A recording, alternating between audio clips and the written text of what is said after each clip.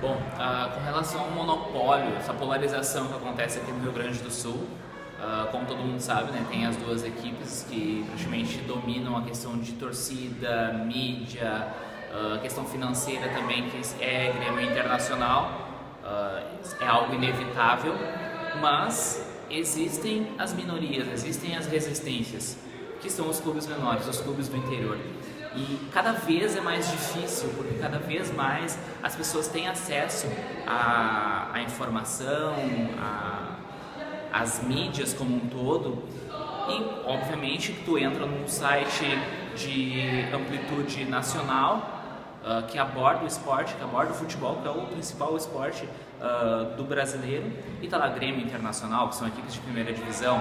Tu não vai conseguir a notícia do teu time local, time da cidade, que joga uma terceira, quarta divisão. Isso é uma coisa que a gente ainda encontra, uma dificuldade que a gente encontra. Então, para tu acompanhar o time, tu precisa ir no estádio.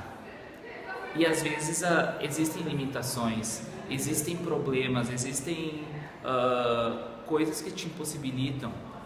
Eu não sou de Novo Hamburgo, eu sou de Taquara, então eu preciso às vezes me deslocar para ver o jogo do meu time. Preciso pegar a estrada, andar 40 km para olhar um jogo do Novo Hamburgo. Não tem transmissão na televisão, tampouco é a maior prova disso.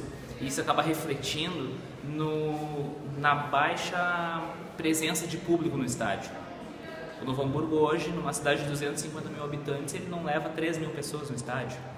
Então é mais um problema que um clube que está perto de Porto Alegre enfrenta como dificuldade, assim como outros, como o próprio Cruzeiro, que saiu recentemente de Porto Alegre e foi para Cachoeirinha, o São José, que está lá no bairro Passo da Areia e encontra essa dificuldade. O Novo Hamburgo, ele consequentemente é mais um clube que é do interior, tem dificuldade financeira.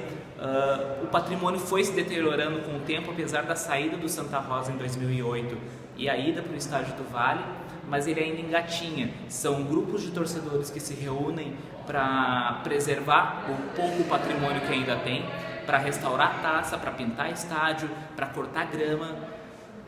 E esse é o cenário do futebol de uma equipe menor, do futebol do interior. Então, quando me perguntam, tu não torce para Grêmio nem para Inter? Não torço nem para Grêmio nem para Internacional. E como tu vê essa polarização?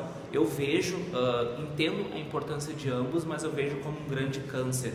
E acho que isso é um problema que ele está em nível nacional. Até mesmo o que acontece no Campeonato Nacional, quando Corinthians e Flamengo, digamos, são favorecidos, entre aspas, como os torcedores da dupla Grenal gostam de dizer, é o que a gente sente com relação à dupla. Por que Grêmio Internacional tem uma maior cota nas competições, o favorecimento talvez na arbitragem, quando o empurrão em cima do jogador do time interior na área não é marcado pênalti, se é a favor da dupla é marcado. Então tudo isso são coisas que vão casando umas com as outras e que resultam num cenário que a gente tem hoje, de duas equipes principais, duas equipes que dominam, que polarizam o estado, e outras que correm por fora. Claro, tu tem Caxias, tu tem Juventude, que são cidades que, e Pelotas e o Brasil, em Pelotas, que são cidades que têm equipes que acabam se rivalizando e fortalecendo essa paixão. Mas em compensação tu tem outras equipes correndo por fora, como o Novo Hamburgo, como o próprio Avenida, que fez um bom campeonato gaúcho, que está em Santa Cruz, mas é uma cidade com alto percentual de torcedoras da dupla. Então é algo complexo de se explicar, mas é um problema que a gente enfrenta e a gente não tem para onde correr. Corremos uns para os braços dos outros, seja na hora do gol, na hora de comemorar, seja na hora do choro. É algo que no fundo é bem satisfatório, né? Torcer para um time pequeno, porque o que para muitos é pouco, para nós é muito.